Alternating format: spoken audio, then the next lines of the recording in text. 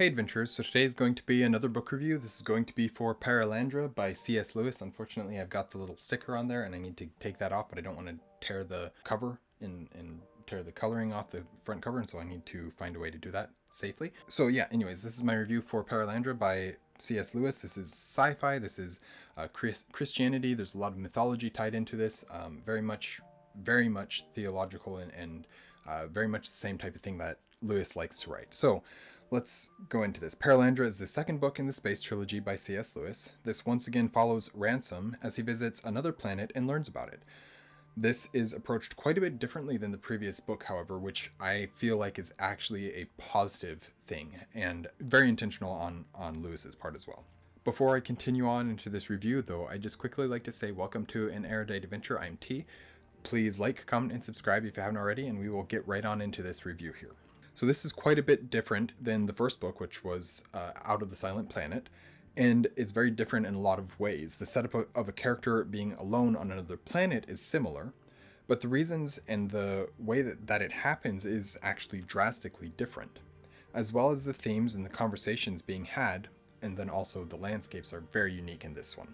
One of the things that this book does is it blends Christianity and mythology. We have essentially an Adam and Eve situation, so the Garden of Eden, with Adam not being present, but also Ransom filling that role almost, as well as Weston to some degree. But they both provide a different outcome. And it comes down to the choice between which of them the Green Lady will choose. Not in terms of like romantically choose, but rather the doctrines essentially of the two characters. But there we have another mythological reference with the Green Lady, of course, a clear reference to the Green Man and that tale and that mythology.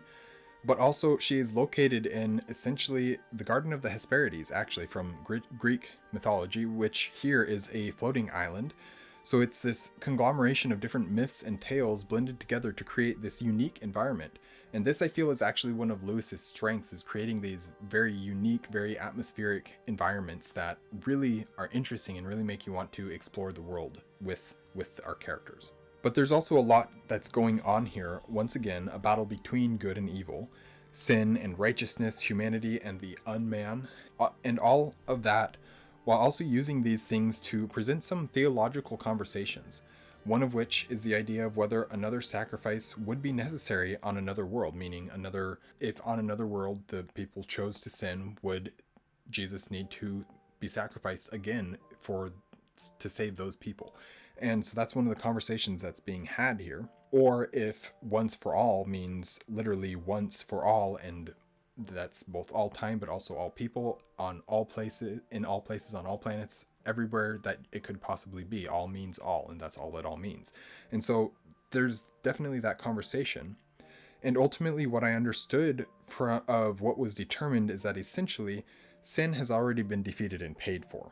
And so on another planet, there could not be another fall that necessitates another sacrifice because sin is already defeated.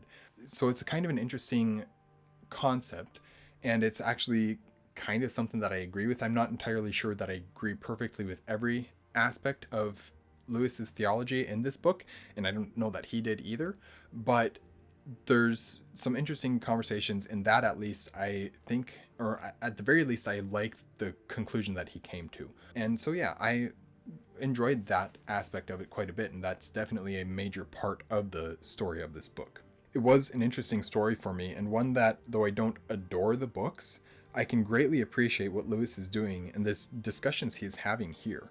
Overall, a solid read, though a bit slow at times. I feel like Lewis is actually pretty bad at that. He doesn't do a great job at pacing or keeping you interested in the slower areas, in the slower times. At least for me. I will finish the series pretty soon. I'm waiting for the third book on audio at the time of filming this review, and likely continue reading more Lewis. I know I have at least one other book on my shelves that I need to read by him, and I want to continue reading some of his other works as well.